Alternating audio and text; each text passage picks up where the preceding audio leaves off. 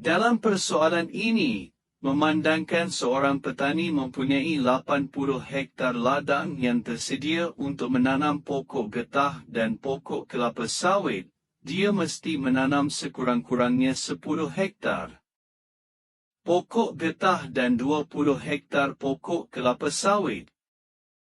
Beliau lebih suka menanam lebih banyak pokok kelapa sawit berbanding pokok getah, tetapi terhad kepada tenaga kerja dan peralatan. Jadi beliau menanam maksimum 3 kali ganda kuantiti pokok kelapa sawit kepada pokok getah, dan terdapat juga kekangan dasar kerajaan iaitu menanam pokok getah tidak boleh melebihi 40 hektar pokok kelapa sawit. Ini adalah masalah memaksimumkan. Untuk mengetahui keuntungan maksimum sehektar penanaman pokok getah 1320 Rm dan keuntungan sehektar untuk menanam pokok kelapa sawit ialah 1440 Rm.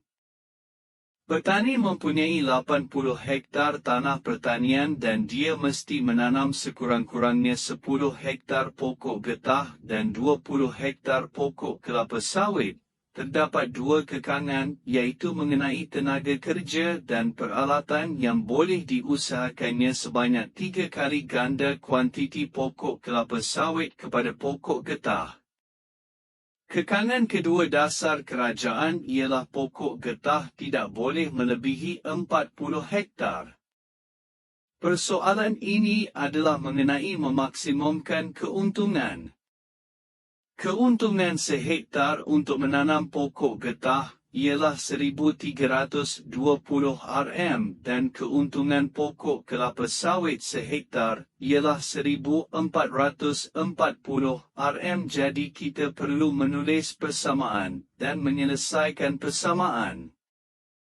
Sekarang mari kita cuba meringkaskan kekangan dan fungsi persamaan objektif. Tanah ladang disediakan untuk petani seluas 80 hektar. Beliau perlu menanam 10 hektar pokok getah dan 20 hektar pokok kelapa sawit.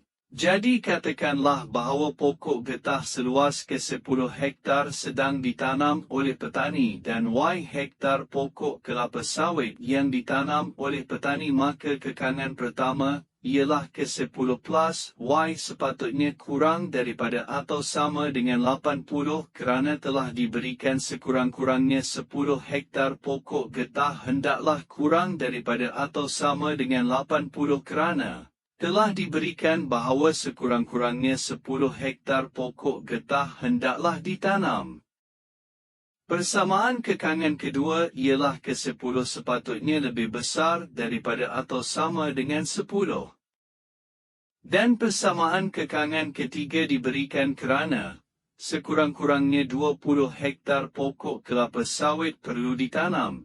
Jadi Y sepatutnya lebih besar daripada atau sama dengan 20. Sekarang buruh dan peralatan tidak mencukupi, jadi maksimum dia boleh menanam 3 kali pokok kelapa sawit ke pokok getah. Oleh itu, persamaan kekangan seterusnya ialah ke-10 hendaklah kurang daripada sama dengan 3Y. Sekali lagi terdapat kekangan dasar kerajaan yang mengatakan bahawa anda tidak boleh melebihi pokok sawit sebanyak 40 hektar. Kekangan untuk menjadi X tolak Y hendaklah kurang daripada yang sama kepada 40. Sekarang ini adalah persamaan kekangan.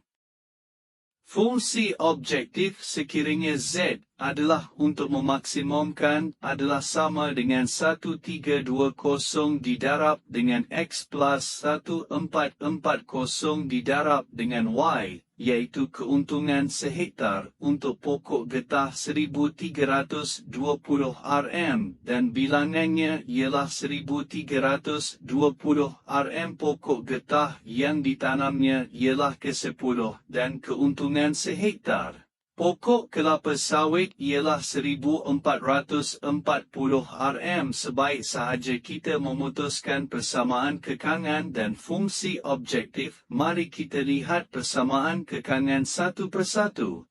persamaan kekangan pertama X plus Y hendaklah kurang daripada sama dengan 80.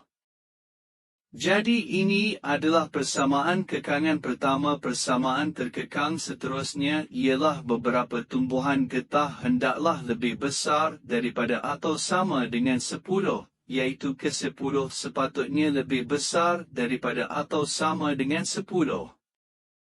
Pokok kelapa sawit hendaklah lebih besar daripada atau sama dengan 20, yang Y hendaklah lebih besar daripada atau sama dengan 20. Oleh itu kita dapat melihat bahawa ketiga-tiga kekangan ini memberi kita segitiga. Dasar kerajaan mengatakan bahawa X tolak Y harus kurang daripada sama dengan 40. Oleh itu, menurut dasar kerajaan, persamaan kekangan ialah ke-10 minus Y sepatutnya kurang daripada 40. Jadi apa-apa perkara di atas bahagian ungu ini akan masuk ke dalam gambar. Akhirnya bilangan pokok getah yang boleh ditebangnya mestilah less daripada sama dengan 3 kali ganda bilangan pokok kelapa sawit, iaitu Y sepatutnya kurang daripada sama dengan 3X. Ini adalah satu lagi titik ekstremum. Jadi saya hanya menandakan semua perkara yang mungkin berlaku dalam kes ini. Kes-kes tertentu jadi 1, 2, 3, 4 adalah terletak di kawasan itu harus berada di rantau ini supaya kawasan kebolehlaksanaan adalah antara ini diberikan mata 10,20, 10,30, 20,60 dan 60,20. Kami akan cuba memasukkannya ke dalam jadual maksimum dan cuba mencari laporan kebolehlaksanaan sekarang. Selepas merancang graf kami mendapat 4 mata ekstremum dengan 10,20, 10,30, 20,60 dan 60,20. Kami meletakkan fungsi objektif dan menilai nilai Z. Jadi di ruangan sebelah kanan kita lihat bahawa nilai maksimum Z adalah sama dengan 128 sifar ganda. Jadi keuntungan maksimum hanya boleh dilakukan apabila dia menanam 20 hektar pokok getah dan 60 hektar pokok kelapa sawit.